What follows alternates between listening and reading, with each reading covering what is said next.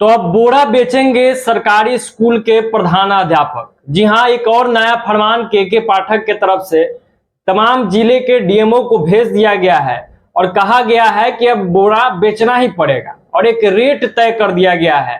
तो ये पूरी खबर हम आपको विस्तार से बताते हैं कि आखिर कितने रुपए में बिहार के जो शिक्षक है वो बोरा बेच। तो एक खबर निकल के सामने आई है कि के पाठक का नया फरमान आया है, जिसके तहत सरकारी स्कूल के जो प्रधानाध्यापक है वो मिड डे मील वाला जो बोरा होता है, यानी कि जो चावल आया, दाल आया, गेहूं आया या जो भी मिड डे मील में इस्तेमाल होता है उसका जो बोरा आता है उसे बेचना है। ये कोई नया फरमान नहीं है, पहले भी बेचना होता था। अब इसमें आश्चर्यचकित करने वाला नया बात यह है कि एक बोरा को 20 रुपए में बेचना है। पहले जो सरकारी रेट था वो 10 रुपए था, लेकिन अब उसे बढ़ाकर 20 रुपए कर दिया गया है कि कैसे भी 20 रुपए में बोरा बेची। अब सोचिए कि बिहार एक ऐसा अद्भुत राज्य, एक ऐसा अजूबा राज्य जहां शिक्षक मल्टीटास्किंग स्टाफ होते हैं। जैसा मैंने पहले कहा था कि जो बीपीएससी से नया भर्ती हो रहा है उसमें इस पद का नाम टीचर दिया ही नहीं जाए, बल्कि इस पूरे पद का नाम दिया जाए मल्टीटास्किंग स्टाफ। जहां शिक्षक को सब कुछ आना चाहिए, वो बोरा बेच ले, वो शौचालय का निगरानी कर ले, वो चुनाव करा ले, वो कागज पत्तर भर के दे दे। जितना भी सरकारी काम बिहार में होता है वो सब कुछ किसी व्यक्ति को आए तब वो टीचर भर्ती में जाए और टीचर भर्ती का जो फॉर्म है उसको अप्लाई करे, उसके परीक्षा में बैठे। अब बोरा बेचने का स्किल अगर आपको नहीं है, बीपीएससी का जो लोग तैयारी कर रहे हैं और आगामी 24-25 तारीख को एग्जाम देंगे, तो अभी भी चाहे तो एग्जाम ना दे तो बेहतर होगा, क्योंकि हो सकता है आप शिक्षक बन जाए, शिक्षक से प्रधानाध्यापक बन जाए और आपको बोरा बेचने ना आए, और बोरा बेचने नहीं आएगा तो नौकरी चला जाएगा।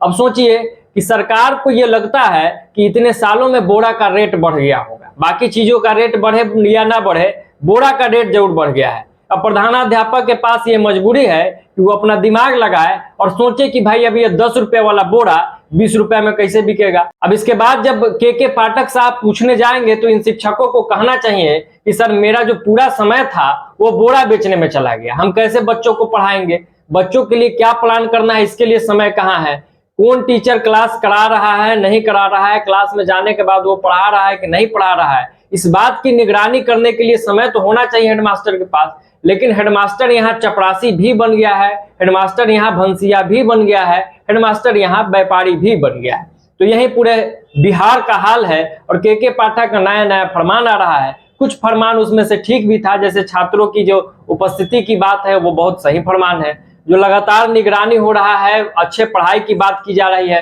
वो भी ठीक बात है। लेकिन जब ये उम्मीद जगी थी कि कम से कम के पाठक आए हैं तो जो शिक्षकों पर एक्स्ट्रा जो भार है वो कम होगा, लेकिन अब ये दिख रहा है कि उन पर भार बढ़ते जा रहा है और कहीं ना कहीं शिक्षकों के माध्यम से शिक्षा विभाग या यूं कहे ये पूरा सरकारी तंत्र उगाही करवाना चाहता है। धनराशि जो है वो चूंकि सरकारी खातों में ही जाएगा, उससे सरकारी योजनाएं में ही उसका इस्तेमाल किया जाएगा। तो मुझे लगता है या तो ये काम दूसरे से करवा लीजिए, नहीं तो मेरे इस सुझाव को मानिए और मल्टीटास्किंग स्टाफ की भर्ती ही करा लीजिए। तो आज के लिए इतना ही, दीजिए इजाजत। बिहारी करेजा देख रहे थे आप, अगर आप हमें फेसबुक पेज पे देख रहे हैं तो हमारे पेज को फॉलो कर ले, और अगर यूट्यूब चैनल पर देख रहे हैं तो हमारे चैनल को सब्सक्राइब करना ना भूले। इस वीडियो को ज्यादा से ज्यादा लोगों तक शेयर जरूर कीजिएगा। धन्यवाद। जय बिहार।